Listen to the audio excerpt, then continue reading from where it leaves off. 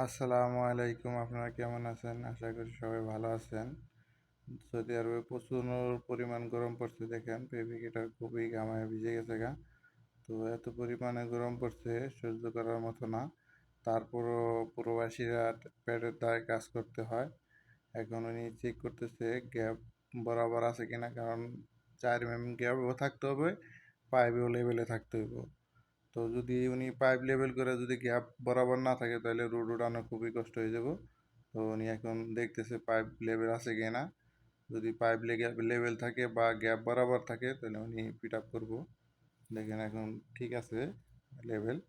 তো এখন এই যে টাকিন দিতেছে, না এটা পিট আপ শেষ পর্যায়ে। তো যারা ফেব্রিকেশনের কাজ শিখতে চান অবশ্যই আউট নলেজের প্রয়োজন, কারণ আউট নলেজ না থাকলে আপনি কোনো কাজই শিখতে পারবেন না। আউট নলেজ থাকলে আপনি সব কাজই শিখতে পারবেন খুবই তাড়াতাড়ি।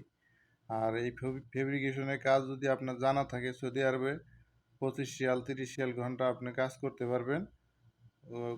12 মাস কাল কাজ থাকে, আপনি পুরো বছরই কাজ করতে পারবেন। তো দেখেন কিভাবে উনি ফিট আপ করতেছে। টাকা দেওয়া শেষ হয়ে গেছে, আপনারা কাজ